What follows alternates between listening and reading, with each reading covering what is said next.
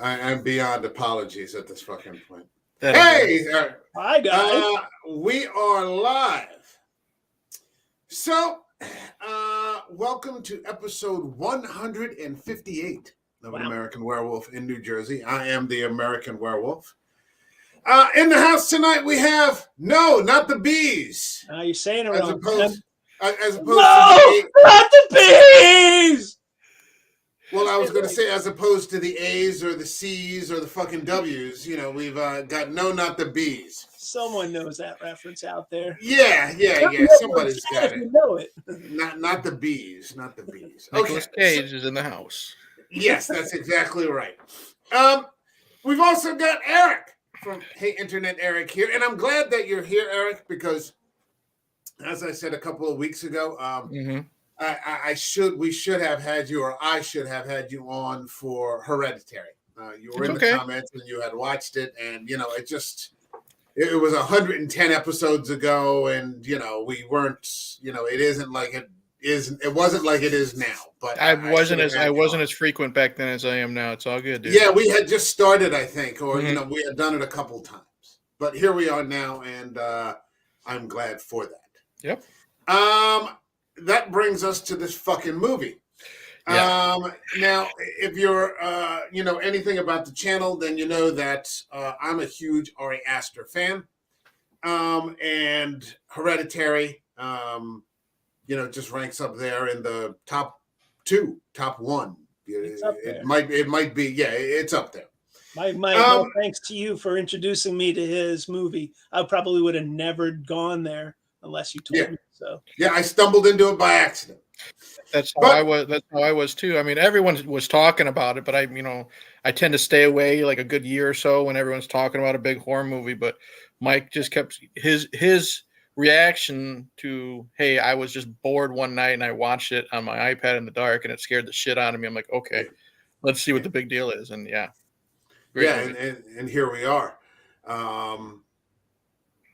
Conversely, this reminds me a little bit, and I made this comparison last week, I think, to Edgar's hitting us with The Witch right between the fucking eyes. Yeah. And then coming at us with the sophomore effort of The Lighthouse.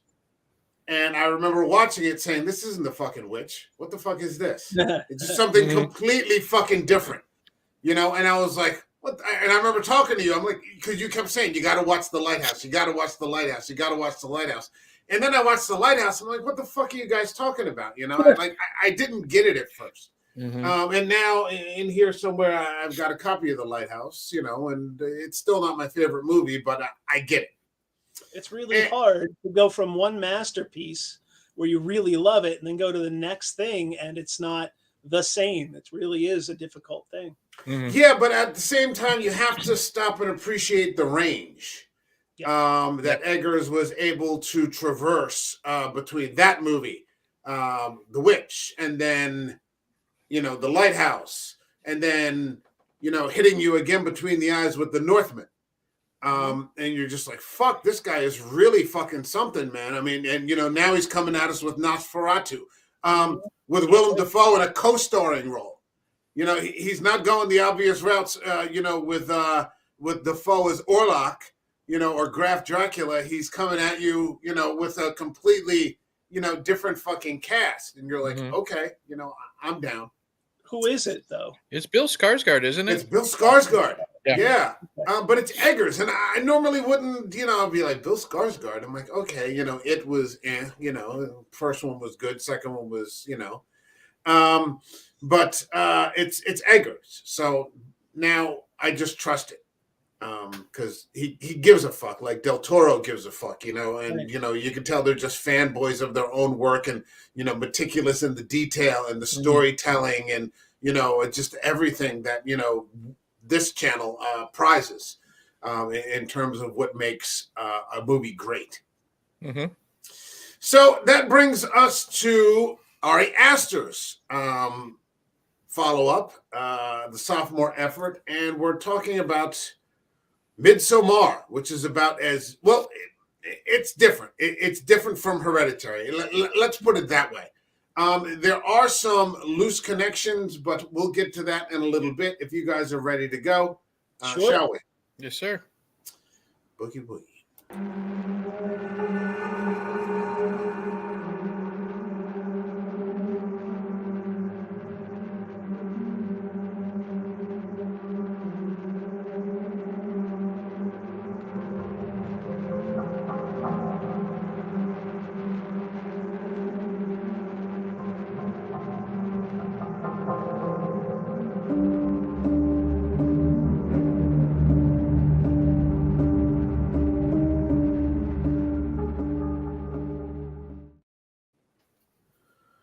So let's turn it over to you guys a little bit because both of you are seeing Midsommar for the first time. I'm seeing it for the second time. The first time I saw it was in 2019, immediately after it came out, hot off the heels of, I'm still buzzing from Hereditary, and I'm like, fuck, he's got a new movie, and I watched it. You guys are seeing it for the first time. Give me some initial thoughts, what you thought of the film, and then we'll just kind of go from there. Okay. Go first, Eric. All right. Well, what I was telling Bill before we went live is I knew its reputation. I was telling I posted on Facebook that I'm watching it for this podcast, and one of my buddies, he said, "Oh, you're watching Midsommar, huh?" I said, "Yeah, I'm watching it." And he's like, "Have fun." And he had that that grin on his face, and like, what am I getting into? I mean, I knew that its reputation. Knowing grin, yes. I didn't know the hypnosis or any of that stuff. I knew like going to another country and hilarity ensues, that type of stuff. But I knew it was going to be graphic. I knew a lot of people say they would wince. I told Bill, my wife ended up leaving the room. She's like, I know this is going to get worse. She got up, she left, and then like the good husband, I kept giving her updates. I said, well, guess what fucking happened now? Guess what happened now? Wait till you see how it ended. I did enjoy it. I couldn't take my eyes off of it because I knew this is just like a snowball effect. It's rolling down that hill and it's getting bigger and bigger and bigger. It looks beautiful. It's so, despite, the gore and stuff, it's beautifully shot. It's a really good follow-up to Hereditary. Yep. Bill, what do you got? I kind of had the same experience. I mentioned to my students that I was going to watch Midsommar, and they were all like, "Ooh." So I just kind of like, "Oh, okay, it's going to be like that." And I went into it very, very enthused. It's time well spent. I was telling Eric, my wife and I were on the edge of our seats for, the good first 2/3 of the movie, just, feeling it. It was really, really good. Eric's right. It's really well shot. It's beautiful. And it's like intentionally so. Like it's just the sweet, sunny north. And then that's juxtaposed with what goes on once you get to Sweden. It's just a horrific and beautiful at the same time. I don't know what that's called. I know there's a term for it, but I can't think of it. Probably just irony. I mean, I think one of the odd things about this movie is that everything takes place in broad daylight. Unlike the average horror movie, absolutely everything takes place in just broad fucking daylight. Right. And to lend a little background, and you guys may already know this, this was essentially because there's about a 30-minute doc on the Blu-ray where Ari Aster talks about it. And essentially for him, this was in the way that Hereditary had very human failings at the core of its story. This movie to him was processing a breakup. He said he had gone through a particularly bad breakup. Right. And this was just his way of sort of exercising it. And it must have been because Aster's a young guy. And so it must have been one of those really emasculating breakups that young guys go through, when they're, very young. And every once in a while, you just meet someone who just, grabs both of them and, just makes a fucking run for it. It must have been something like that. There are, in the same way that suffering in silence was a huge component of Hereditary. What I thought that what we dealt with here was a lot of issues of codependency. Yeah. And you've just got this awful relationship going on between Christian and oh God, I forgot her Danny, Any. who's probably one of the worst protagonists I've run into in a horror movie in a long fucking time. And like I was telling Eric, when we had that small exchange in the comments when he posted about this movie, it has this huge catharsis that happens at the end, but it just feels wrong. Yeah. It just feels fucking wrong, and you're like, this is really how they're gonna fucking end the movie? She's gonna get fucking validated? Right. Absolutely. Absolutely. Yeah, I was pissed. Like, what the fuck? I remember the first time I watched it, I was like, fuck this movie, man. Well, the setup. 4 years. This is the second time. It's been 4 years since I saw it again. Go ahead. I'm just saying the setup was so good, very Ari Aster, the same way that Hereditary set you up and you're feeling all the feels.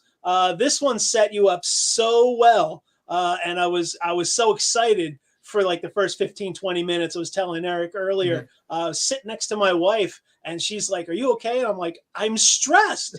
I feel every bit of that stress." I mean, this poor guy wants to break up with this girl, and holy shit, my sister killed my parents and herself, and now he can't extract himself from this woman that he's not really into. He has to be there. So now he's trapped. That's a super trap. And then she insinuates herself on his fucking boys' trip to Sweden. Yeah. Jesus Christ, that is the worst.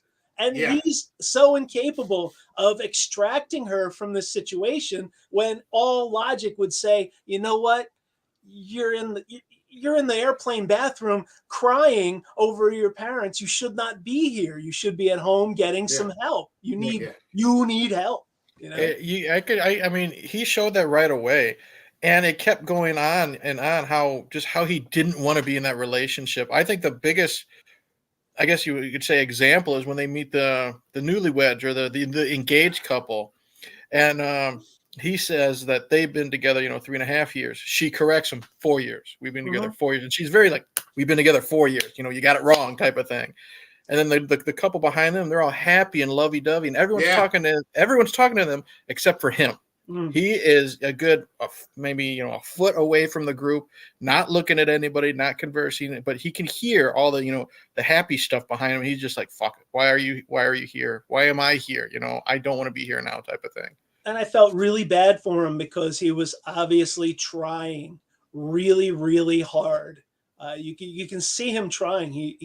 I was confused because later in the movie you find out they've been together for 4 years. But, she's texting him like, are you going to come and hang out?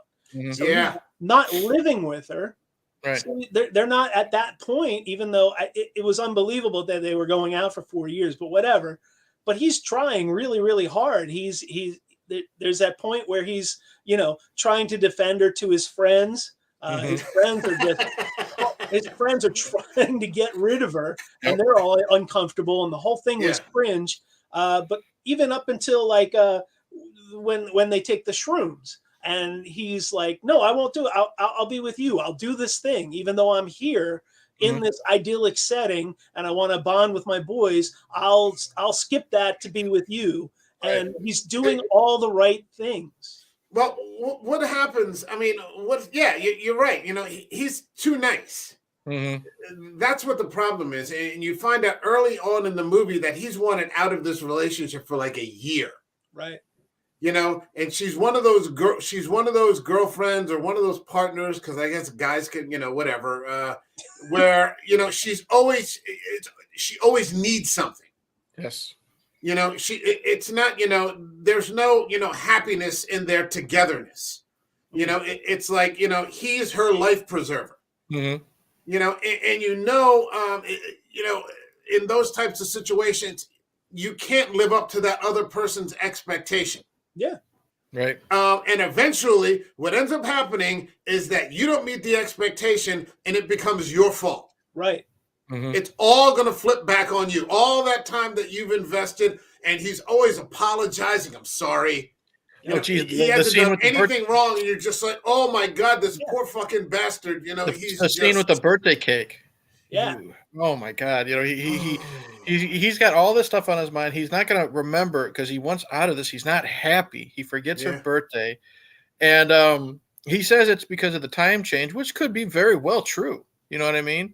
She doesn't care, and it's this very sad, funny, but pathetic scene of him, and the poor bastard can't even get the fucking candle lit. Yep. Well, that's symbolic of his relationship and him trying. Can't get the fire going. Can't get the fire going. Yep. It just isn't. It isn't working. That's brilliant filmmaking right there. You're frozen, by the way. Just FYI. All right. It's fine with me. I'm just saying you're frozen. If you want to just go to the avatar, okay. You didn't have to feel that way about it. Get the fuck out then. All right, fine. But this was originally planned to be hold on, here he goes. Is it working? Unfrozen. Fucking you got to get one of those Meta PCs or something like this. We got to run like a GoFundMe or something and get you like one of those Metas. Send me some money. I knew he wasn't saying no. He's like, fuck yeah. Well, the whole time I'm saying to my wife, he's not her therapist. He's not her therapist. Right. And she was trying to defend her. Like that was causing like a little rift between us where she's like trying to automatically take her side just because she's a woman, I think. Right. And I'm like, he's not her therapist. He can't make her happy. It's not going to work. And like the first 15 minutes, and I'm getting more and more stressed trying to explain it to the film and explain it to her and explain it to myself and process where you're at. Yeah. There's a lot of depth to this. There's a lot of fucking depth to this movie. And originally, Aster simply planned it out as a Swedish slasher film, like among Swedish cults. It was going to be just a slasher film among cults, but then he went through the breakup, and so he meshed together this complicated fucking story, about this guy, these people that are just trapped in this relationship. And, they end up taking the show abroad into, this collectivist fucking nightmare. That descends into these. I mean, they're not just like, these are like old Nordic Viking pagan fucking, rituals, that they're still fucking committing, out there in the middle of the fucking woods. And again, you've got people who just don't have the ability to cope with what's going on there. I mean, once they're in it, it's just too fucking late. Everything sort of plays out, and it's a long movie. It's 2.5 hours. And if you think that's long, he's got a 3-hour director's cut floating around somewhere. And I'm actually curious. I'd want to see it. I think because I read like the IMDb stuff to just get some of the behind the scenes stuff. That's how we research here is IMDb and Wikipedia. But he said he had to cut out like 20 to 25 minutes of footage. And I think I don't know if it's a special edition Blu-ray or something, but yeah, it's out there. Is it all just kills? Because holy shit, it was like one great kill after another. Well, I did. I know this. Well, let's just say the scene with the face mask. That reveal. Yeah. They show how that happens. I know that's one scene that is put back into the director's cut. Okay. I'm gonna have to look that up. Hold on a second. We got some comments here. We got Whitey the White Guy. Who says they made a movie about my dad's last marriage? Oh, yeah, I know about his dad's last marriage. Well, maybe the relationship part, yes. I can't speak to that. Yeah, I can't speak to that. Maybe Eric knows a little bit more, so you're going to have to use him for the sounding board on that one. We've all been there. We've all been there in one way or another. Yeah, and it's one of those things where everything plays out. There's no telegraphing. Right. Like you don't know what's going to happen next. You just know it's not going to go well. It had that sort of hereditary mood to it. Yes. Like you could feel the doom just in the middle of in this bright sunlight. And that's what I loved is we are in the same, air quotes, we're in the same position as these vacationers because there's no subtitles. Pretty much like 99% of like when they're speaking Swedish, we don't know what the fuck they're saying. Mm-hmm. So we're living through their experiences. We're dealing with the unknown through them, and we have no idea. as an audience what's going on, because we can't understand what anyone is saying. And I think that was really, really smart. Yeah, it puts you off. Mm-hmm. It puts you off. It's one of those things, like I said, there's no telegraphing. It just sort of very subtly kind of plays out. And the movie is long enough that it allows that to happen, fully. I didn't feel that the movie was too long. It was just long enough for Aster to do what Aster does, which is to turn the fucking knife. He gets the knife in you, and then he just turns it, and you're like, fuck. It's just cringe every time that it happens. Do you remember how long Hereditary was? Was that over 2 hours? I don't remember. No, I don't think it was. I think it was just about at the 2 hour mark, maybe a little less. Right. Maybe a little less. That was a leaner movie with that got to its point in more of a straight line, where this one seemed to get to a point and then wanted to churn and churn and churn with one kill after another. Not that they didn't belong there, not that they didn't serve the film, but it felt more like a slasher film, like an homage to 80s gore films, where he was just taking it one step after another, and kept, going up, and up. Well, it definitely had it's definitely folk horror. Yeah. I mean, he's doing it through the lens not of Satanism or, witchcraft like he did in the first movie. Here, we've just got everyday humans, and there's nothing supernatural about it. Yeah. It does remind you, like you said, not the bees. I think it pays a little homage to the Wicker Man. To the original Wicker Man. I'm not talking about the bees necessarily, but although that has its place, But I'm talking about the original, which we've covered here on the show. In that, you've got a stranger or strangers that are going to this faraway pagan community, cut off from society and just kind of at the mercy of this collectivist fucking cult. That's out there. But I mean, it gets you right from the get-go. It has that, maybe the only nighttime scene that you see at the beginning where they start singing that Swedish fucking folk song, and then it just flips over to America. And I hadn't seen the movie in 4 years, and I literally jumped. When it did that opening scene right there, it just switched over into, Danny and Christian now. And, she's calling, and she's calling, and then her girlfriend, you get the impression that Danny is sort of a little bit self-aware. All I ever do is lean on him, this, that, or the other. He doesn't, he doesn't lean on me for anything. He seems to be okay. And her girlfriend's like, well, that's what he's there for. And you're just like, what the fuck? Yeah, that's what he's there for. And you're just like, Jesus Christ, this poor bastard just doesn't have a chance. Nope. This movie seemed to take that sort of feminist theme that was in the Nick Cage Wicker Man and turn it on its ear, where it's sort of, a little bit too much feminism for its own good. For their own good. Well, like I said, it must. There's an axe to grind. Yeah. There's an axe to grind here.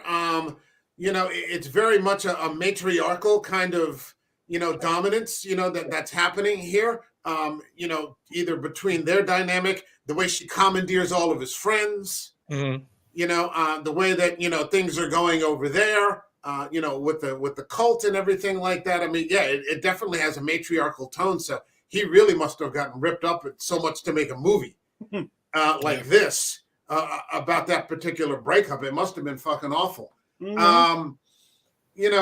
She, and clearly you're also seeing, like Hereditary, she's a protagonist with a mountain of fucking mental health issues, a family history of mental health issues. We're talking murder, suicides. She's already medicated. There's that one quick scene where she opens the medicine cabinet and it's just fucking nothing but prescriptions. Yep. Right. And you're just like, holy shit, this chick is fucked up. It's just one of the high functioning fucking mentally ill. And I guess you're getting to see what an interpersonal relationship would be like with a person like that. Well, that's what it made me think when we saw how much medication she's on. We find out what her sister did to herself and their parents. Now I'm wondering, okay, well, what's really wrong with this girl too? You know what I mean? If her sister's willing to do that with her mental health issues, where are we going to go on this roller coaster with her? Go ahead. Keep going. Bill, did you want to say something or? No, I'm just agreeing with what Eric said. It's absolutely true, which is part of the reason why this guy was trying to figure out a way to get out of the relationship, is that he's probably seeing it in subtle ways. She didn't go, crazy 8 bonkers until her sister offed herself. And then all of a sudden he's locked in this situation where he has to be the good guy. And he's seeing it right in his face, and he doesn't know what to do. He's like, there's that thing of fight, flight, or freeze, right? Mm-hmm. Where you're either going to fight against something, you're going to run away from it, or you're going to freeze like a doe in the headlights. And the whole time I'm like, this guy's freezing. Mm-hmm. He doesn't know what the fuck to do. He's like a deer in the headlights, and he's just stuck in this situation going, I don't know. So he's going to be taken advantage of. I think he also had his issues also. He definitely, I would argue, had a bit of a masochistic streak. Like if you're waiting a year to get out of a fucking relationship, there's something going on with you too. And those are the types of people that often connect, because a healthy person is going to say, look, I need a break.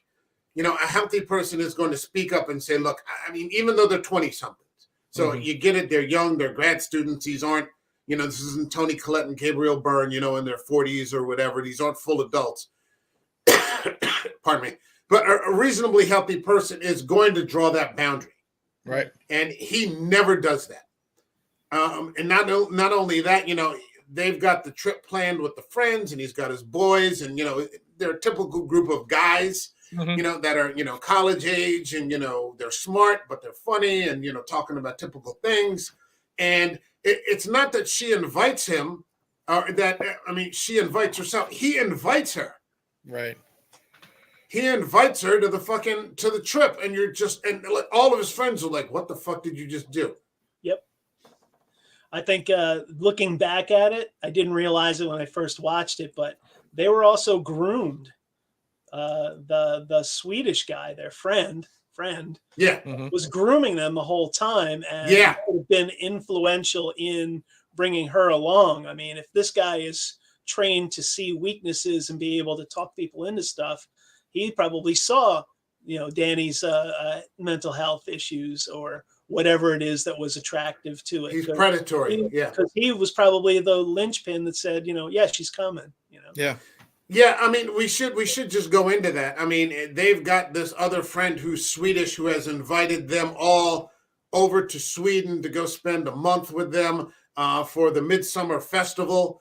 They're going to see all these things, but in truth, the guy who's inviting them is grooming them because it's such an incestuous sort of community that they occasionally have to bring over other people for mating purposes to avoid the taboos of inbreeding. Right. And also they need people, a total of 9 people for fucking human sacrifice. Well, I knew something was up. I knew that was going to happen when they all showed up, and then the brother brought his friends from London. Hey, I found friends. And right away I was like, this is kind of like one of those pig parties where you invite the ugly girls and then laugh about them in the other room kind of thing. Like, this is bad. Like, they brought them here for something. What's going to happen? So you could kind of see what was going to go on. And then they ply them with drugs right away. Yep. Yeah, ply them with drugs right away. They're in a constant state of intoxication. Yeah. Right. If there isn't mushrooms, then there's some sort of hallucinogenic drinks. There's no privacy because they're all just sort of meshed in together into these sort of barracks. But I mean, I look, with Danny, I mean, she's clearly awful. Blames, she sort of, I get the impression she sort of blames him for not telling her that he wants to go to Sweden. Remember, they had that discussion, and that's when you get to see the repetitiveness of him apologizing all the time. Yep. He didn't do anything wrong, but he's always apologizing. I'm sorry. Yep. I'm sorry. This, that, and the other. So he's kind of this doormat. He wants to avoid any type of confrontation. That's what it is. Yeah, he's just not up for it. And I think the first time that I saw him, this is going to come back to bite him hard. This is just going to come back. Again, that same sort of unease. I even noticed what I thought was very similar, a lot of similarities in the score. That dread sort of score that just interplays in the middle of like a lot of different scenes. And I'm like, fuck, this sort of is, the loose companion to Hereditary, like he said. And what was with that one baby crying constantly, continually whenever they were indoors in that barracks? That's all you heard was this baby crying. It was just ever present. Do you think that signified something, or it's just like what the fuck kind of thing that Aster would throw in there, just to keep you? It keeps you because you can't rest. I think. But yeah, that's the thing. That's the super disturbing sound. I think it was just just so you can be unnerved, a little bit of uneasiness. This is air quotes. This is bedtime, for them. Right. And even though you still see the fucking sun blazing through the windows at times, you know what I mean? It's bedtime. Trust me, I'm a dad. I know what it's like to try to go to sleep and the baby just won't stop crying. So I felt like, okay, I know what this is like. You're already tired as hell. These kids are tired as hell. They've been hiking, they've been doing drugs, and now they are being sleep deprived, basically. Yeah. So I think this was kind of being done on purpose with the baby. So they will be at their wits' end. So maybe they can't make the right decisions, type of thing. That's how I took it. Yeah, but that adds to that ominous score in the background where you as a viewer are just a little bit off center. Like they didn't do it on frame, but it was almost like an oral Dutch angle where something's wrong all the time. And instead of it being visually the angle of the camera, it was that buzzing in your ear of music, and it's just annoyance. We should mention, and I think Eric did at the very beginning, visually, this movie is fucking stunning. Yes. Yeah. The elaborate fucking sets. The sets are amazing. The sets were amazing. Even the inside of this barracks, or these bunks that they have, it's just gorgeous with all the paintings. Aster said that they used 100-year-old fabrics to make the clothing. And, every person that was part of the community got a different design. He meticulously researched these midsummer festivals. He said that I think in 2018, June, I think it was June 8th, that Hereditary was released. And on the 9th, he was over there in Europe. I think they filmed this in Hungary or something like that. He was already filming this. Oh, wow. So he never even got to really experience Hereditary because they were going at it for months. Here just making Midsommar. And I mean, it just shows. I mean, the attention to detail. The beautiful shots, not to jump too far ahead, but even in the dance scenes where she's spinning to become the May Queen, you're like, holy shit, like this is just beautiful to watch. Yeah, I don't know what country he filmed this in, but man, the landscape is just beautiful to look at. Yep. Yeah. Just the greens and everything. It rivals Lord of the Rings for being, clearly Earth, but unworldly because it's stuff that we don't normally see. It's not your normal landscape, but it's beautiful and, makes you want to go to Sweden in the summer. Yeah, I mean, look at that. Yeah. That's just, and those, I mean, all of those buildings there, those were constructed specifically for this film. That's what I was telling my wife. They didn't just like commandeer a farm. I loved those buildings with like the slanted off roofs. I didn't know, if they actually made houses like that over there or not, but I said, I wanted to move into one of those just because I love the way it looked and how it's, I don't know if abnormal is the right word, but you know what I mean? You don't see that type of a house. And I loved just that. And he shoots it. And when you see that house, it's just right there, center frame, so your attention is right on there. I mean, America right now isn't exactly going through a high point in architecture. So, right.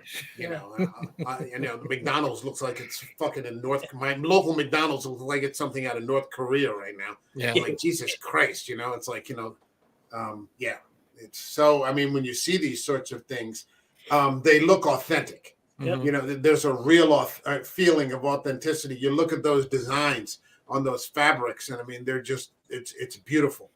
Beautiful. So And they go to.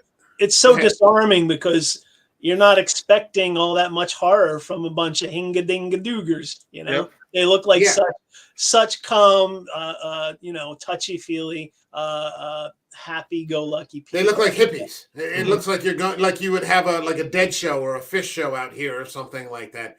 It looks like something like that. But, Yeah, but it's I mean, Charles I'm coming fresh off of watching Vikings right. and Vikings Valhalla, and I'm coming fresh off watching shows like The Last Kingdom. So when I start to see these Nordic sort of things, I'm like, oh, this is going to, you see some of the, where they researched authentic ceremonies, for human sacrifice, and, someone would volunteer in the community to be the sacrifice, for the community to prosper, What and do I'm you like, mean, you people?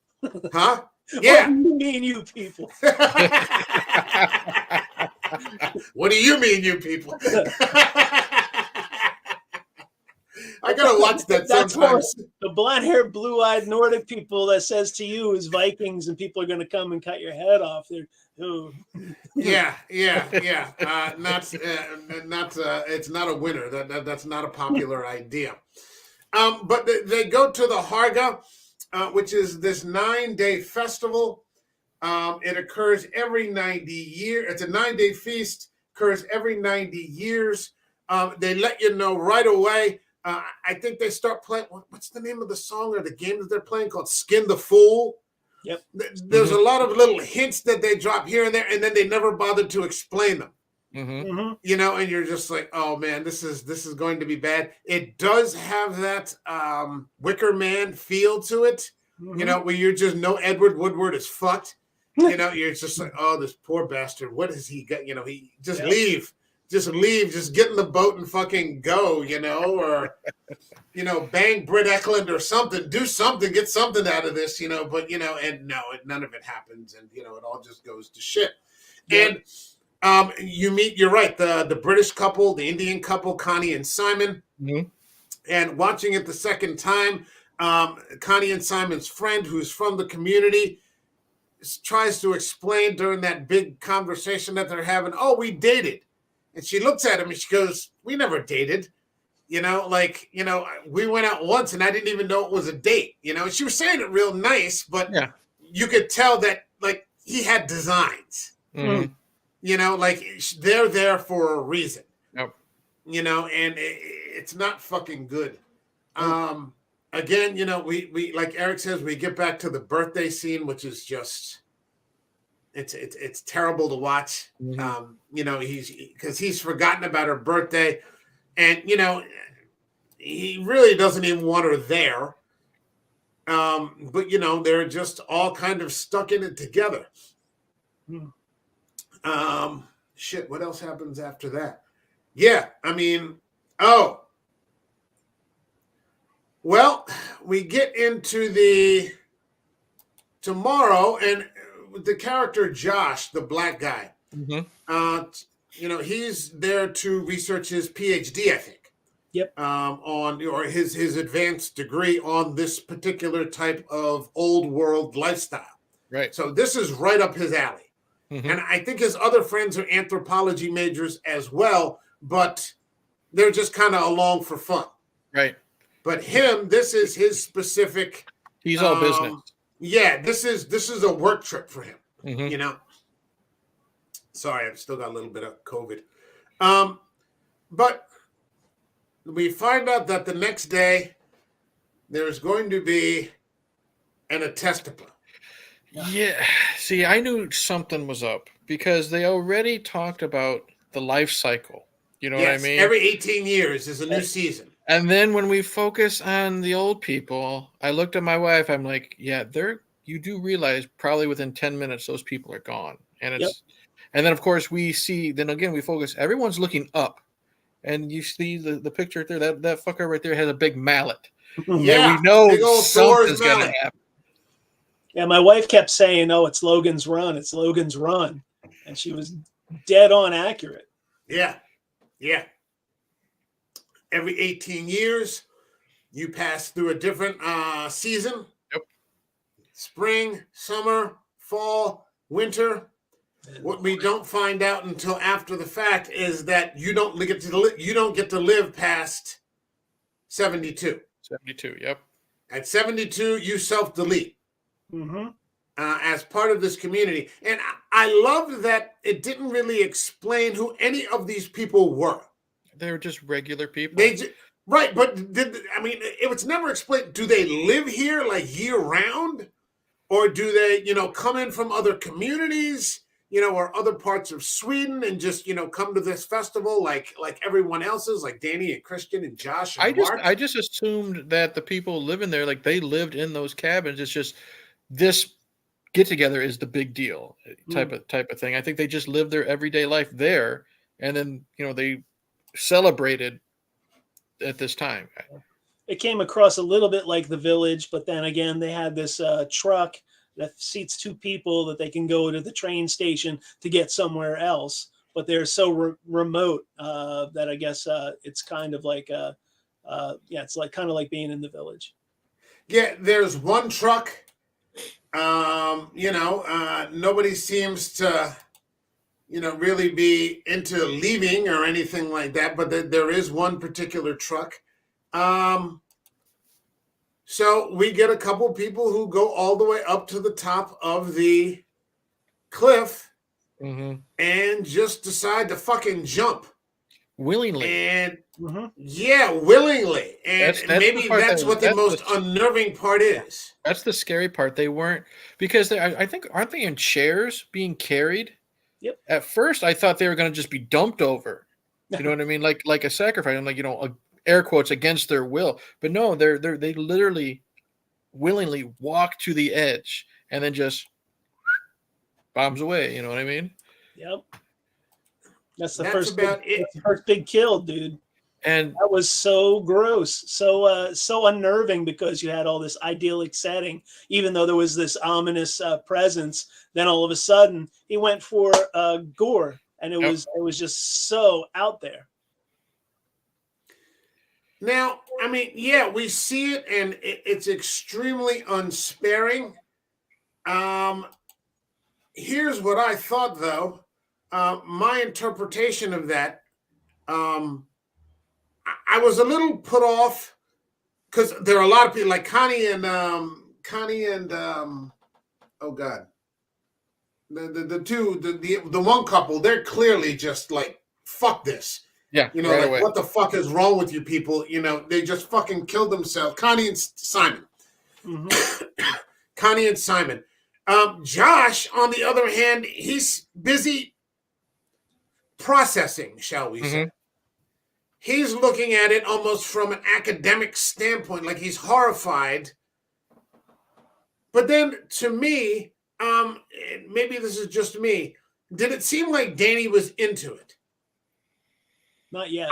My impression was that she was into it. She was horrified. It's like a car crash. You don't want to look, but you can't take your eyes away type of thing. I think she wanted to see where this was going, whether she really wanted to see where it was going or not. I think she was horrified that she was into it. Part of her was revulsed by the fact that she was into it, but I got the distinct impression that part of her was sort of fascinated by this and drawn into it. Bill, what did you think? I did not pick up on that. I really thought that she was sort of repulsed, and doubly repulsed because of what happened to her family. Seeing that, I thought would have triggered her and she would have wanted to leave, but she just didn't react the same way that Connie and Simon did. Like she isn't like a virtue signaler or anything. She's just like, what the fuck is going on? Kind of deal, more than anything else. But I didn't pick up on it that she was into it at that point. Like, I didn't see her getting into it until after that discussion with their Swedish friend, and he starts sort of trying to bond with her over loss of family, trying to bond with her and sort of insinuate himself in between her and her boyfriend. Between her and Christian, yeah. Which he definitely tries to do. It's extremely graphic. The people that, I think the one woman dies, but then Yes. the man who jumps ends up surviving. Because if you Which is look, you got to almost pay. fucking worse. I had to point out to my wife, this was, she left, like I said, she ended up leaving the room a little bit after this. Cause like I said, she knew, she could just tell it was going to get worse. You saw the woman, she basically did like a swan dive, like a belly flop, and she hit the rock and her head just, The guy like went feet first. like a grape or whatever.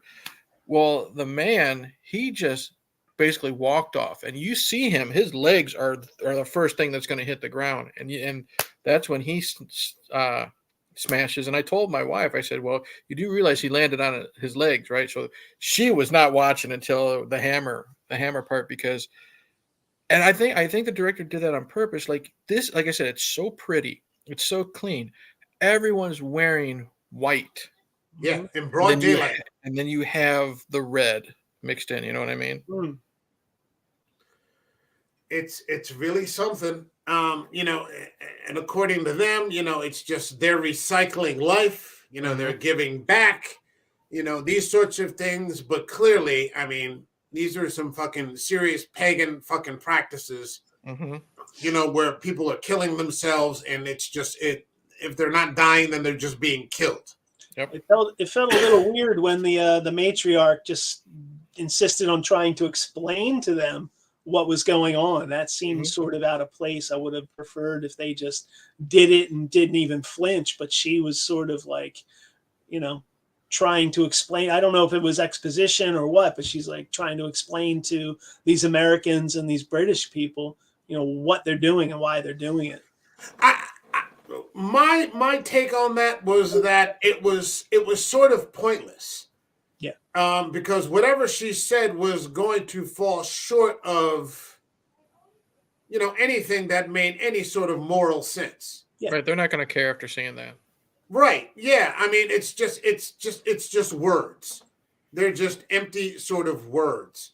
Yeah. It's just like, because these wait, let me just say this real quick. Sure. As a part of the audience that's not coming from that community, I mean, you can suspend disbelief past, to a certain extent. You're not going to get anybody to buy into that, though. Exactly. Yeah. Go ahead, I'm sorry. That's fine. That's what I was saying. I'm like, it doesn't matter if someone is telling them, this is a part of life. We've been doing this for every 90 fucking years, blah, blah, blah. Someone sees two people willingly jump off a cliff because they just reached 72. People are going to not give a shit. We're like, okay, it doesn't matter. I'm done. I'm out. See ya. You know what I mean? I don't give a shit what type of explanation you give. This is wrong, air quotes, whatever. I'm not having it. I'm gone. Yeah. Yep. Except you can't get out. Exactly. And that's another thing. That was a funny thing I told my wife, because she's just saying, why can't they just leave? I'm like, where are they going to go? They don't know where they're at. Yeah. Passports, I'm sure, have been taken. Nobody knows where they're at, where they're going to go, how they're going to leave this town. And then that's something she just clicked. She's like, oh, yeah, that's right. We don't know. You're in the middle of fucking nowhere. Yep. You've agreed to go on, this month-long trip to the middle of fucking nowhere. Completely reliant on the kindness of strangers, and it's too late. Yep. From the beginning, it's too fucking late. Now, there's something that happens, though, that I was curious about, and we get that Christian now wants to change his thesis to what Josh's thesis is. And I thought that this was the first sign of a different kind of weakness inside of Josh. Yeah. It's not just that he can't extract himself from this shitty relationship, that maybe he's not that great of a person either. Right. Yeah. Christian, you mean?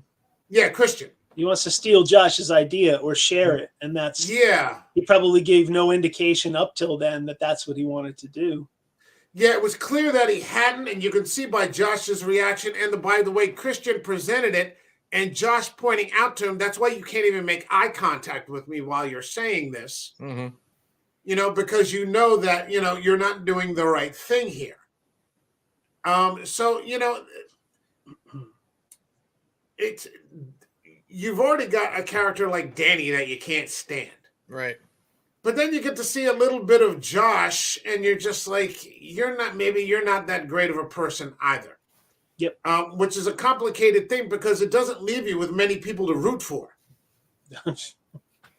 In a film like this, like who exactly are you rooting for? And the way that it ends, obviously no one deserves that. Right. But I wonder what Aster's rationale was for inserting that part of the story. Because on more than a few other occasions later in the movie, he throws Josh under the bus, like when Josh goes missing. Mm-hmm. I don't know where he went, but if he stole something, we don't even know Josh, that well. He like disavows his own fucking friend. Yeah, he needed some kind of context for you to suddenly start to empathize with Danny because she's so unlikable. And even in your empathy, you still don't like her. I didn't like her the whole time. Yeah, I did not like her. Never felt. I was never on her side. I was never glad that she, made that turnaround. There was I felt nothing for her. And, the weird part is that Christian is so weak. I don't know why he became the bear. Unless that was just mocking him because it didn't seem right. I mean, it just seems like, you skin the fool. Right. The fool was he fits. The fool was their friend who peed on the ashes. Mark was the best character. He was the best character in the whole fucking thing. Yeah. He was literally skinned. The inbred Oracle kid was wearing his skin for a while, and then you see him later, his skin stuffed with branches, and that was that was skinning the fool. Yeah, they gave him a blood eagle. The old blood eagle from it. That was the other kid. That was the British kid. They got that. But was it? Okay. Yeah, he just got his face taken off. Okay. Yeah. All right. So I mean, we've got we're finding out more about Pele. He's trying to hook up a little bit, on the side with Danny. Like you said, trying to relate. He lost his parents, this, that, and the other. And then you've got the Maya character, the redhead, who is of legal age to breed now. And you're just like, okay, this really is fucking old school. The community has decided that she's old enough to fucking breed, and she wants to bang Christian. Yep. Hold on a second. You guys going ahead. I got to blow my nose. I'll be right back. All right. Okay, sure. Like I said before, the tapestry, when he panned across that tapestry of Norse symbols and art, and it basically told you what's going to happen. And you didn't realize it at first, but you're sort of like, is that what I'm really looking at? Yeah. And then it starts to happen because you see him sitting at the table right before she chooses him, and his drink is slightly redder than the rest of them. You notice, she's already picked him, and she's already had this conversation with, who's going to set him up type of deal. And it's just, like shooting fish in a barrel. She's like, that's the one I want. Make it happen. And like I said, all against his will. He doesn't know what's going to happen. And that's what I like about this movie is we are living through these vacationers, I guess you would say, because we don't know what the fuck is going on, because we're kept in such secret as well, but we know something's up because just the way she looks at him, like from the very beginning, he's baked. You know what I mean? Yeah, he's a fucking dinner. Yeah, he's dinner. A weird irony is they had Danny bake the pie that Christian eats, of course, and finds his little surprise. Yeah. Fuck. I forgot about that. Fucking pubes are in the fucking pie. Yeah. Holy shit! Yeah. It was my wife had already left the room at this time, and I walked in. I explained this whole situation to her, and I'm like, I looked at her, and she's discussing. I'm like, this is a lot different than Charlie finding the golden ticket in the Wonka bar. You know what I mean? That's pretty funny. Yeah. Oh shit! It's a hell of a lot different. Yeah. So he's targeted as the sex slave, and again, more weakness from him because he can't just stand up and go no, Danny's my girl because he doesn't want her, you know. No, but he doesn't want her, and they're all fucking drug-addled, yeah. and no one's fucking coherent. Mm-hmm. And yeah, I mean, you're absolutely. They're also being groomed. Mm-hmm. Mm-hmm. This is the second movie in a row where we're seeing, you know, a lot of fucking grooming by these, you know, outside, you know, fucking influences. Yep. You know, now in Hereditary, it was a lot more subtle. Mm-hmm. Here, I mean, they're just here. Take these mushrooms. Here, take this fucking drink this tea. It's right in your face. Like the guy who, you know, he's with them. Who's part of the you know, the community and everything. And you know, he said, well, my parents died too. You know, they died in a fire. And then when you find out the ending, Right. you know Yeah. what happens to his parents. But even after all that happened with his parents, he's still all for this happening to them too. You know what I mean? And that's to me, that was a oh shit moment once I finally put two and two together. Well, like I said, it's collectivist societies. You know, they're not thinking individually. You know, they're only thinking for, you know, what works for the group. You know, and so 4 people actually volunteer to go into the fucking fire and get fooled into saying, oh, you won't feel any pain. Right. Yeah. You know, they're so fucking stupid. You know, oh, just take this, you know, eat this little bit of Elmer's glue. You know, you're not going to feel it while you're on fire. Okay. You know, how about a fucking 45 in the head? You know, that might guarantee it a little bit better. But, yeah, just take this fucking, you know, this little rubber cement, you know, and, you know, you'll be flying high. Yep. I mean, the best part was the dance competition, which I really liked that part. That was really good. And it was funny watching all these women from the community sort of falling intentionally, like, oh no, I fell. I'm out of the competition. And Danny is just completely buzzed on whatever that psychedelic tea is that they made. And she just doesn't realize what's happening, but she's getting into it. That's where I first noticed her getting into it, is when she's part of these of this group of girls. She's feeling it, and then they're all falling away, and she's winning the competition, and she's sort of getting this confidence. It's a beautifully shot scene, and they showed in the doc how they have like this. They have this camera mounted almost like on a carousel. As they're spinning around, the camera's spinning around, and it's just like it's this crazy fucking shot. And I heard the same thing about for his new movie, like people that were on the set, they're like to really watch him like get these shots that like no one else would even fucking conceive of. They're like, it really is something to watch him work. Yeah, and this guy's a young guy, man. I mean, he's got his whole fucking career ahead of him, and I mean, you know, I'm a fan. I'm a fan of this guy. He's you know, this is 2 in a row, coming up on 3 now with Joaquin Phoenix, and it looks to be a horror comedy. But yeah, I'm in. So I mean, from here, the people just start disappearing. Connie and Simon disappear. Oh, he left without you. Yeah. You know, he got in the truck and left, and she's like, "What?" You know, and from there, it just, I mean, it really, you know, that's what I think.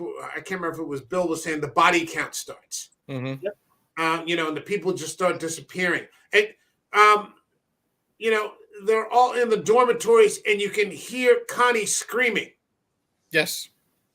So they're in a state of denial. They're just denying the reality that they're in for a while. Just so they don't stop themselves. Yeah, they're literally listening to someone being murdered, and like no one moves. Just and it's just absolutely horrific. Like you're just completely caught in the scene of these people just being killed while everyone else just kind of stands around and pretends that they don't hear it.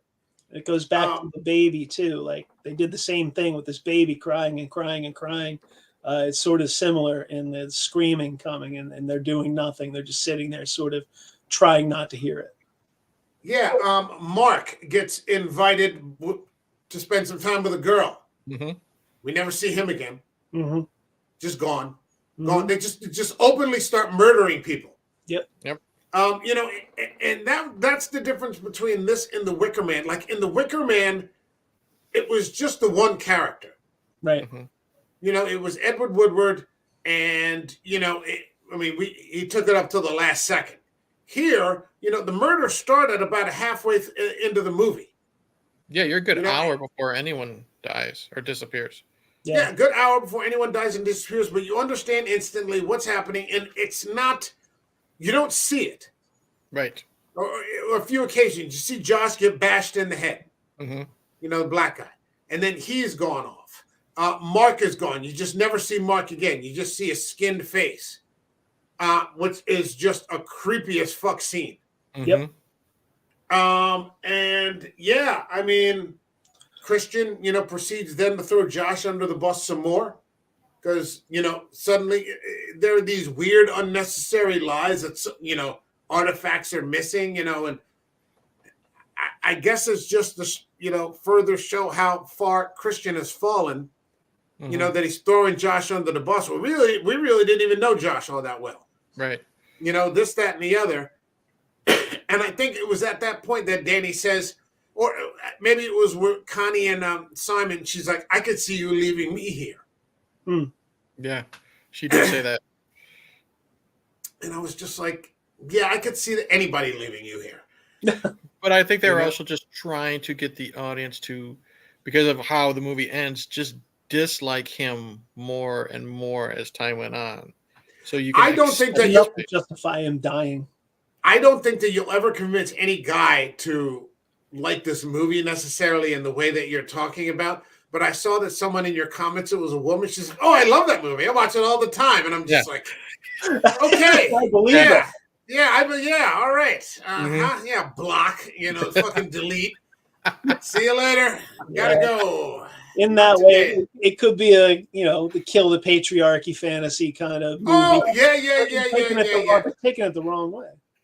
Like you said, you know, there's an axe to grind here. Yeah. You know, and he inserts it, you know, this sort of masochistic, you know, thing going on, but then, you know, this matriarchal, you know, emasculating, you know, sort of theme that runs throughout. And we get to the dance off, and this is where it really starts to come apart because now Christian, they give him some more drugs, and he's the only person who's not waving. There's that one scene where she's kind of drugged up too, and, you know, he's not validating her. You know, and watching it the second time, I'm like, wow, she's starting to load up for bear now. Yeah. He does have a choice, though, at that point. Like, he knows that what he's going to drink is all going to fuck him up. And he's sitting there with it, trying to decide for a minute or two. And then you see his face. He's like, fuck it. And he drinks it. He could have easily not been drugged up and maybe changed his fate. But at that point, he's sort of like, all right, I'm all in. Fuck this. I don't think that his fate was going to be changed. Go ahead. I was going to say, because like you said, he was the only one that didn't wave. They were playing the two against each other. So she could make the choice for number 9, you know, because she, you know, you had the four willing sacrifices, the 4 outside sacrifices, and she has to choose the one. I think that's them manipulating her to make sure he's chosen as number 9. Right. Yeah, he's definitely set up this so that what's his name can claim her as his own. He's set up to fuck that chick Maya, and then he's set up to just be fucking. That's it. Yep. You know, what are those things? The grasshoppers, they bite the male's head off after they finish mating. Yeah, praying. It's one of those deals. Yeah. You know, there's no happy ending for Christian in this movie. Yeah. There's no right decision. He makes a lot of wrong decisions. Don't misunderstand me. You know, and in many ways, he does sort of bring this on himself, in that, you know, he should have broken up with her a year ago. Right. Which is the overarching theme of this movie. When I give people the short version, I'm like, he should have just broken up with her. I remember the first time I saw it, I was talking to my cousin Jason. He's like, you saw that movie? It's fucked up. I'm like, you should have broken up with her. Yeah. You know? Should have been like, see a therapist. I'll see you at the end of the summer and we'll decide what we're doing. That's what he should have. Yeah, but on the other hand, they were already fucked because they're already planning to go to Sweden. Yeah, they would have been killed anyway, more or less. Yeah, I mean, the only thing that would have been different maybe is that his own girlfriend wouldn't have chose to burn him alive. Right. Right. It probably would have been Maya. Yeah, it would have been Maya, or it would have been somebody else. Yeah. So when the killing starts, this movie it takes on, it's like two halves of a coin, in the same way that Texas not Texas Chainsaw fuck, with the From George Dusk Till Clooney, Dawn? with From Dusk Till Dawn. Dusk Till Dawn, where you got one type of movie for the first half, very psychological drama, relationships, and then all of a sudden it switches and it becomes a slasher movie almost, because there's so many kills stacking up.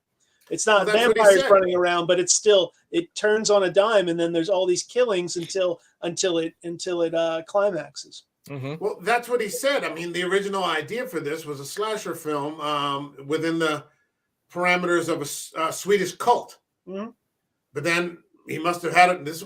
I shudder to think what his breakup must have been like, to inspire this fucking movie. He found a hair in one of his pies. I don't know, maybe something. Yeah, and he got burned alive and thrown inside of a fucking bear, and people are getting blood eagled, and he was dating in Hollywood. That's very true. He got one birthday, and it just all went downhill. Oh man. So, I mean, we see a different standard because she becomes the May Queen, and I'm not liking this. I mean, what the fuck is this? Why? She's the fucking May Queen. The same group that makes her the May Queen is the same group that basically they don't exactly trick him, but they convince him to go fuck Maya. Oh, they help him too. Yeah, they're literally like all those women are in there, with him. It's awkward enough. He walks in, and there's at least half a dozen to maybe a dozen naked women of all different shapes, sizes, and ages in front of him.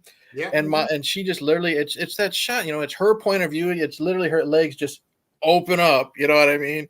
And he's doing his business, and they start mimicking her moans. Yep.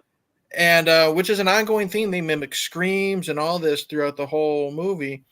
And then they cut to another scene. Something else is happening. Something else is happening. Then we come back to them, and you literally have an older lady behind him pushing him and helping him thrust. And I'm just like, wow. Yeah, she wants to make sure, the job gets done and she gets knocked up. Yeah. She's like, there's not going to be any performance anxiety no matter what. She's going to make sure it happens. It's super disturbing, and it keeps getting more disturbing. They figured out the key to disturbing, because that was just sitting there, just flabbergasted, like, oh, what the fuck next? Yep. So, I mean, but this is where it really starts to come apart, because she catches him. Right. Danny catches him, and now all the bets are fucking off. Even though he, whatever, we could go into all the reasons why, because I honestly didn't I just don't give a fuck about it. Right. She's like not relatable. She's not likable. I don't care that Christian is cheating on her. Yeah. Like, I honestly don't care. This place is so fucked up, and like outside the rules of, normal fucking conduct. That it doesn't seem like about 2 hours into the movie, it just doesn't seem weird anymore. Right. It's barely cheating. He's on weird drugs, and basically the entire community is setting him up to fuck this girl. It's not like he is sneaking away and trying to pull something on the sly. It's coming to him. He's not going to it. Right, and the same thing the same community that's rewarding her with the May Queen is quote unquote rewarding him with Maya, but that doesn't occur to Danny. Right. Because all Danny ever sees is Danny. Yep. Well, she's got to kill the last vestige of home before she can become part of this community, and that's him. He's got to be burned up, and then she has no family, so she can disappear. The part of the Main Queen, though, the crowning and the riding around in the cart and all that was a little bit too drawn out. That could have been shaved off a little bit and still made the point So at that point, I was like, all right, let's fucking get on with it. We know what's going to happen. Let's go. Hey, buddy, wait until the 3-hour director's cut hits. Yeah. So, I mean, from there, we just kind of bottleneck now into the ending. Mm-hmm. People are going to burn. He starts running.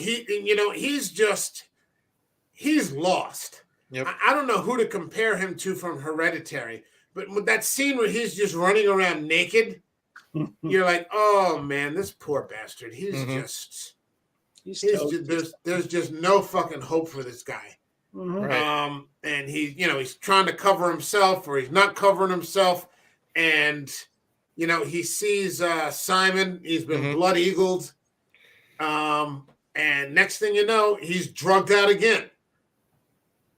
And it's more like where they like blow some type of dirt or dust in his face to knock paralyzes him. Paralyze him, and he gets stuffed into a fucking. That is one thing that they never really touch on. Aren't we going to talk about the fact that there's a fucking bear in a cage? Like they never explain what the bear is for in the beginning of the movie. Right. Well, it's just a fucking bear, and you're just like, okay, well, that's going to come back. Honestly, you if you don't know what you're getting into with this movie, you think they're just a bunch of weirdo hippie cultists. Okay, what other weird hippie cult wouldn't just have a bear in a cage? You know what I mean? Or gypsies or something like that. Like in the Wolfman, they've got that fucking dancing bear. Yeah. And it's CGI bear. It's a terrible looking fucking bear because it's a terrible movie. But it's Sweden. It's a bear. Yeah. What was it? I can't believe I'm quoting the Thing, but hey, Sweden. They're Norwegian, man. They're Norwegian. Hey, Sweden. He just bursts in the door. So, once again, like Bill said in Hereditary, there's no Peter Cushing with sharp sticks to save anybody in an Ari Aster movie. And it just fucking ends. I mean, his friend, all the people are dead. Mm-hmm. Those two dummies that are left over actually volunteer to burn themselves alive. Mm-hmm. And they get lied to. You're not going to feel any pain. Take this. Feel no pain. Take this. Feel no worry.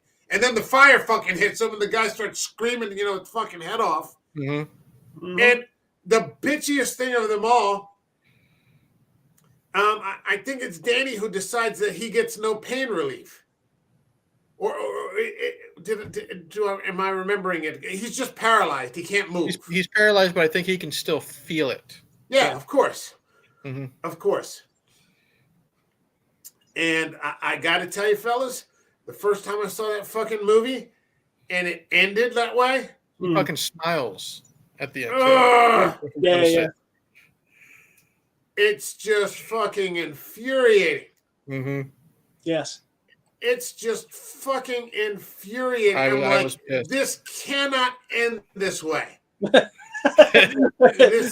Good doesn't win all the time, man. Oh, that's true. But I was absolutely. Pissed. Absolutely. But I mean, this is just Exactly. Fucking bitch. It reminds me of The Witch when what's her name is the ending where she's accepting the devil's deal and flying and spinning around. It's sort of similar to that, where you're just like, nah, it can't end like that. This is wrong. This is bullshit. That's far more enjoyable than this. Yeah, because I mean, there were a lot of things that set up in The Witch that showed you that family was kind of they were all just pieces of shit. Yeah, and so I get it. You don't want her to join the devil, but this, for some reason, and maybe it was the fact that this completely lacks any supernatural elements. Like all of the failings here are completely human, relatable failings. Yeah. And so, you can sort of see, Anya Taylor-Joy, falling off, but it's the devil. So you kind of get it. This is just, you're like, there's no way this movie is ending with her getting validated. Mm-hmm. Right. It's wrong. It's wrong. Well, that's what he said. He goes, you see the ending. It's got a heavy fucking catharsis, a huge catharsis at the end. He goes, but it's unsettling. And he goes, it feels wrong. Yes.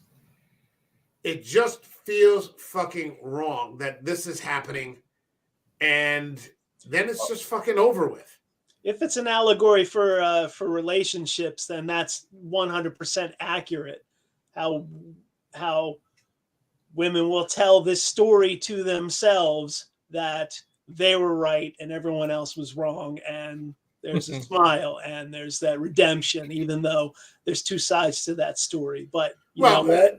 It burned everybody who might tell a different story is what that was. Yeah, that is you would appreciate. What was it? X-Ray Girl was on Twitter the other day, and Bill knows it. Huh? X-Ray Girl.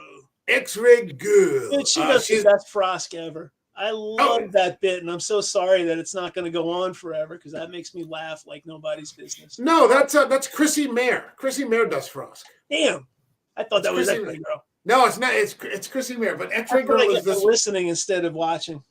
She's the producer at the Nerdrotic stream. And when I first started watching the show, they have this. She's this hot Asian chick. Okay. And I'm like, oh shit! It's like a bunch of guys, and then there's just this hot fucking Asian chick just hanging out. And because she's the producer, especially when I first started watching it, she didn't say anything. Mm-hmm.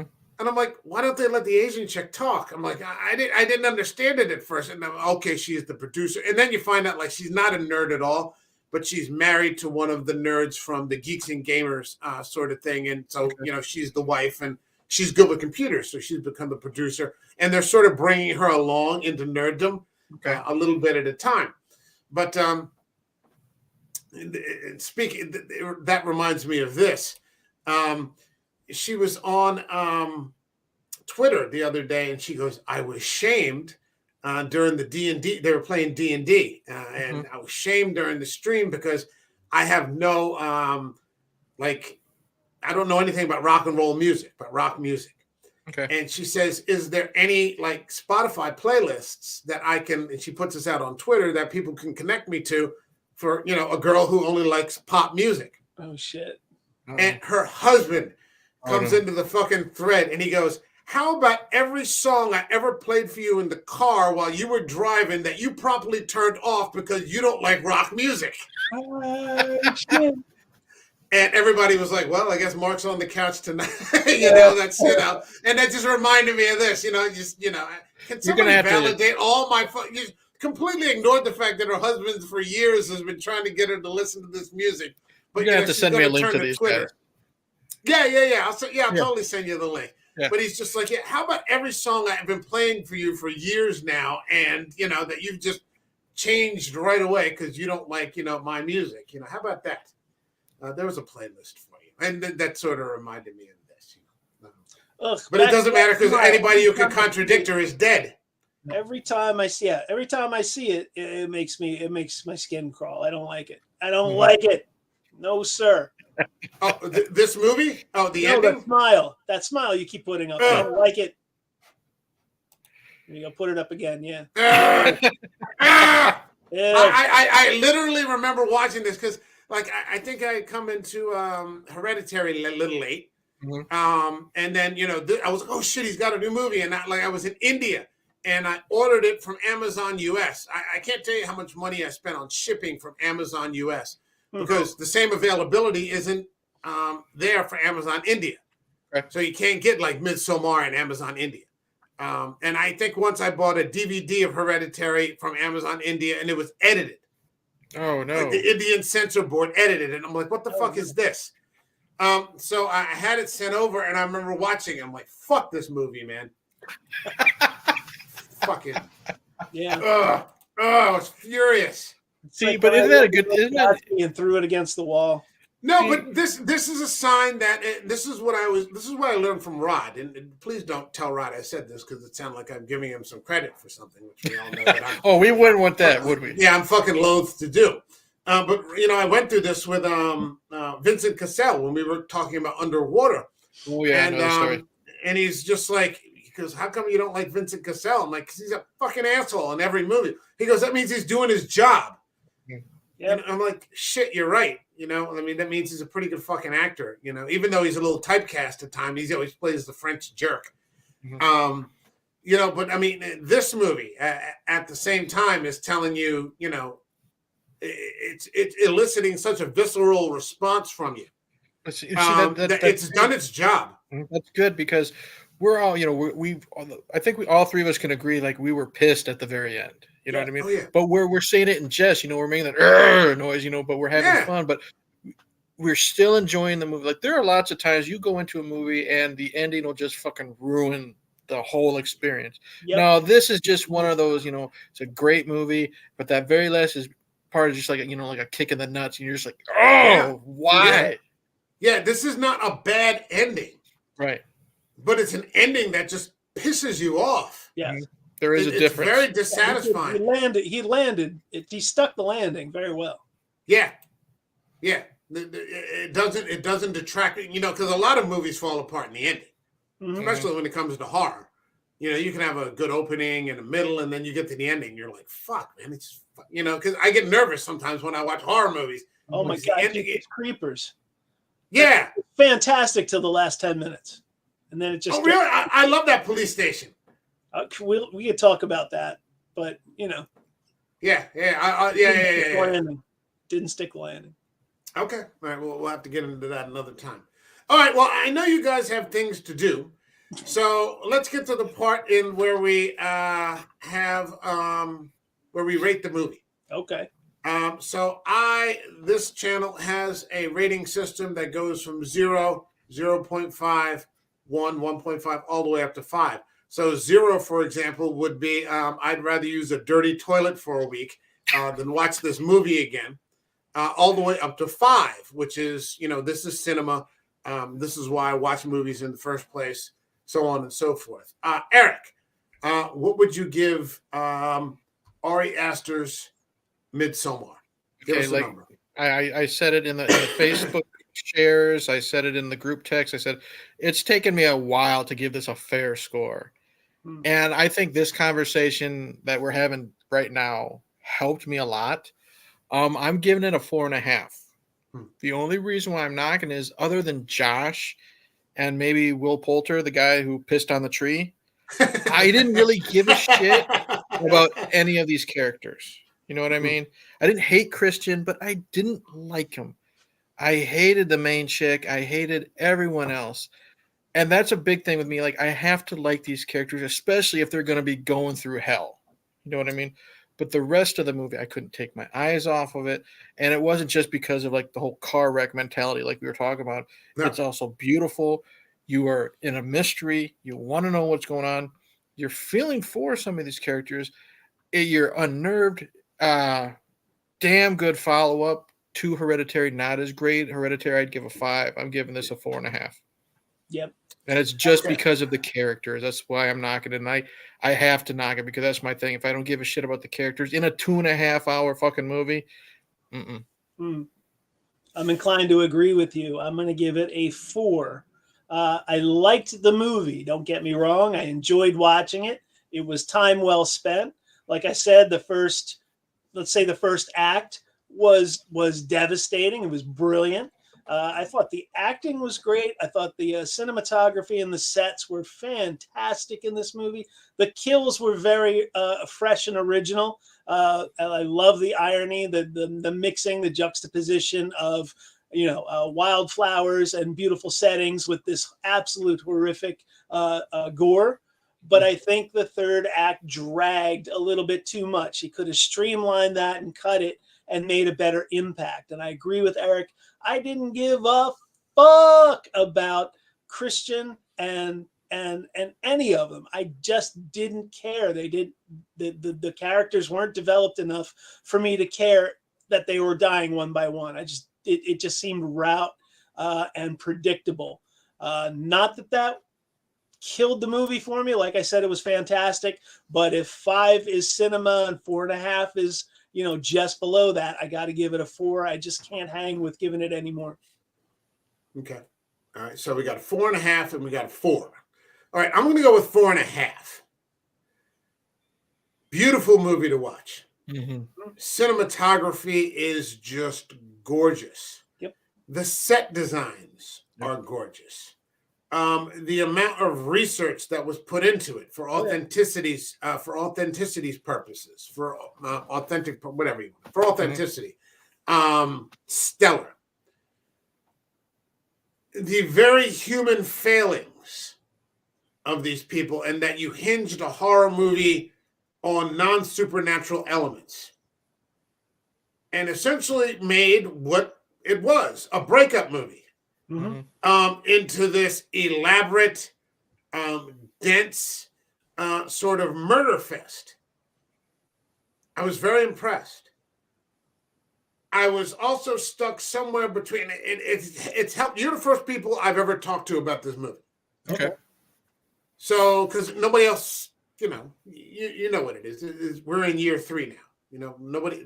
I don't talk to anybody about Midsommar. You know, the idea that I don't like the characters because they're not likable people. Or you've got characters that are, but are sort of negligible. They're negligible characters. Right.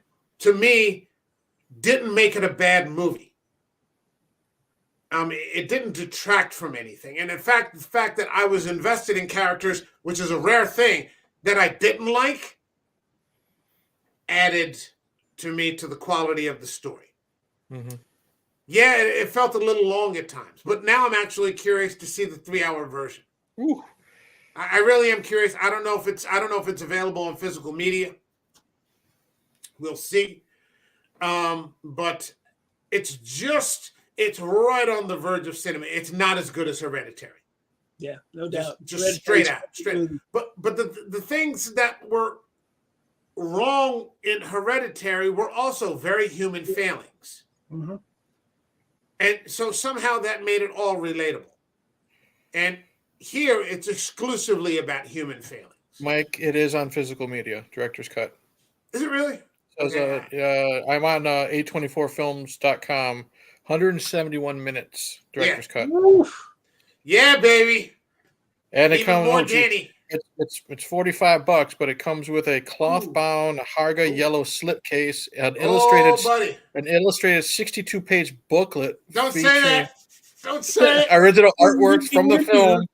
Don't okay. Well, then I won't tell you that there's a foreword written by Martin Scorsese. Oh, you shouldn't have said that. I told you not to say it. I told you. Goodness gracious. Yeah. Good grief. Oh, man. This guy, man. I'm telling you, you know, we talked about this, you know, in the 90s, but I think, you know, it's a lot more complicated now, but we are seeing directors like Aster and Eggers, you know, come along and, you know, they're producing these high quality fucking films that aren't costing $250 million. Right. You know, they're about stories. Genre films, but they're not genre films. They transcend genre. Yeah. Yeah. A slasher film that isn't stupid. Right. For lack of a better term. Right. What the hell it isn't. Yeah, you know, I mean, you know, it's actually about the story. Like I said, you know, character is king.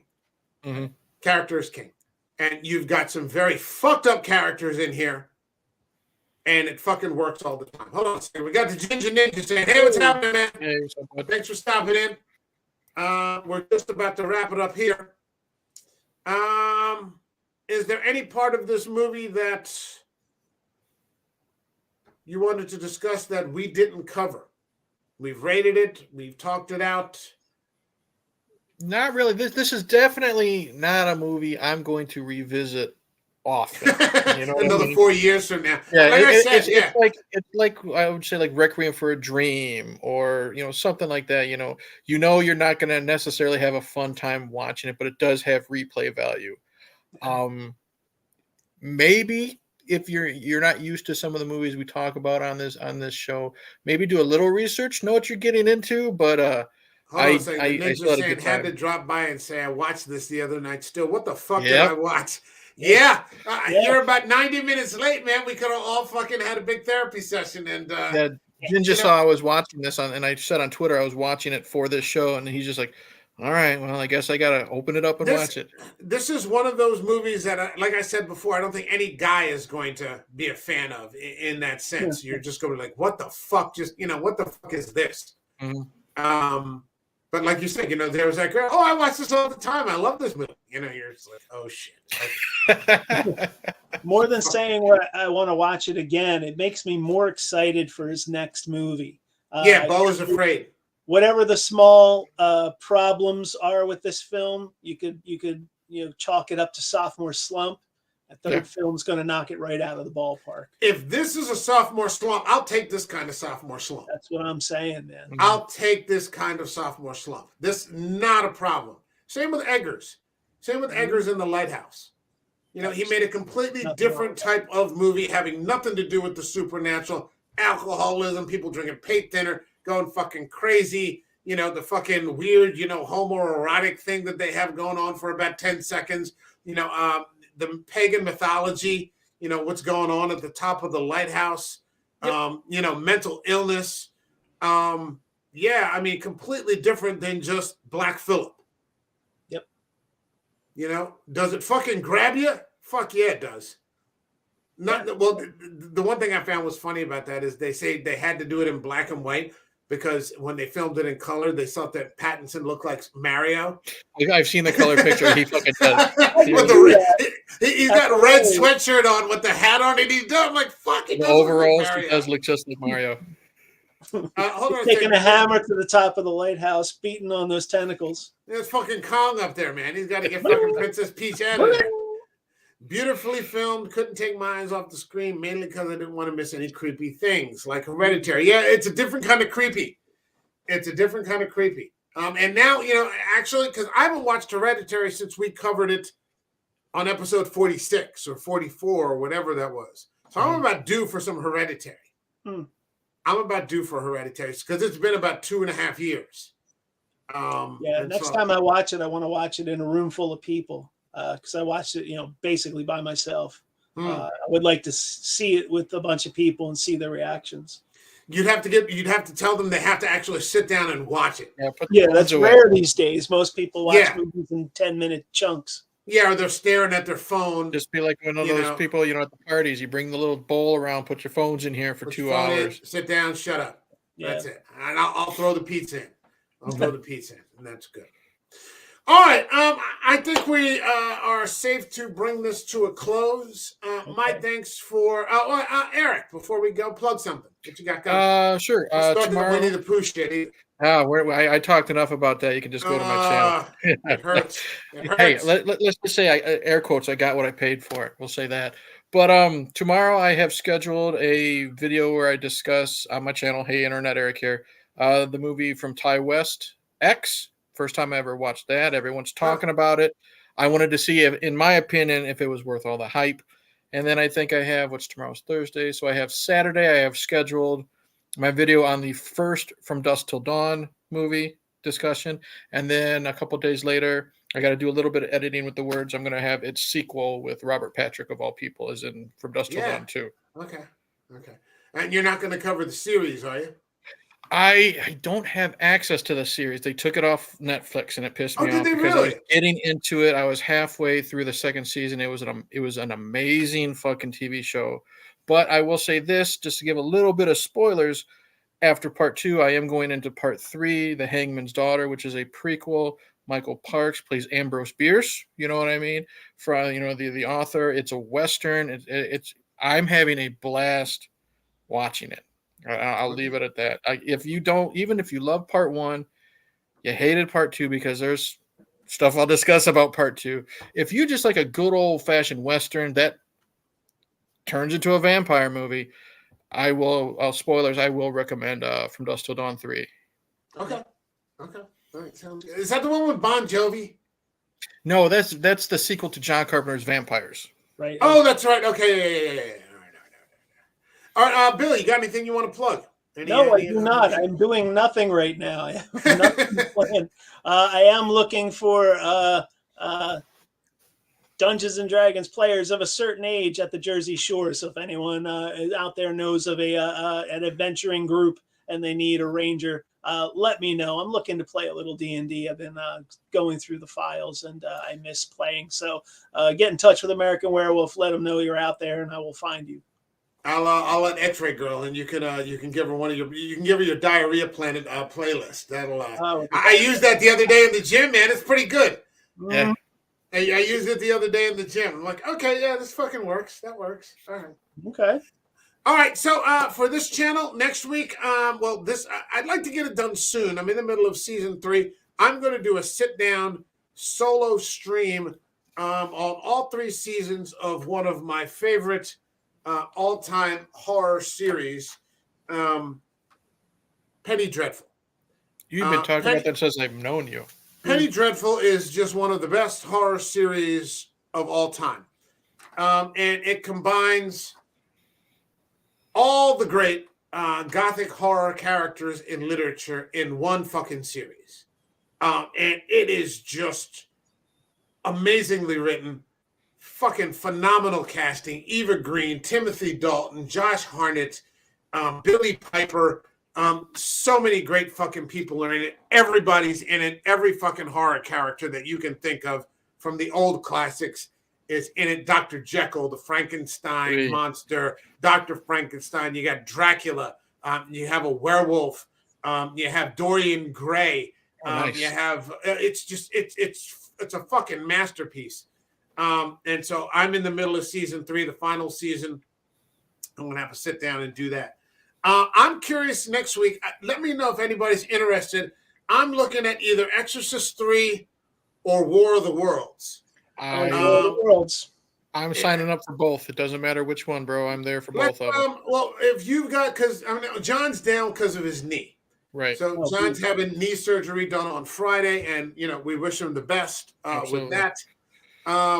So I'll drink to that. Why don't we see if he wants to be involved in either one of those, and we can set it aside for him? Yeah. Okay, we'll ask him to pick one and then go with the other. But I think John may be down for a few weeks with the rehab, and I'm sure there's probably some pain as his body adjusts to getting new knees. But it would be fun to get him on the air while he's all hopped up on goofballs. Oh, the perks, on perks. Yeah. Make sure you take 2 perks before the. He'll be having his own Midsommar, festival. John will win his own dancing contest. The grass will be growing out of his new knee and everything. Yeah, exactly, right out of his feet. We gotta get. What we gotta get, and I hate to say it. Please don't tell him I mentioned it twice. We gotta get Rod back in here. We do. Yeah. We haven't had Rod on since It's a Wonderful Life. Oh no, that's right. It's a Wonderful Life. Yeah. Wonderful Life. Yeah, because we were talking about sports fandom.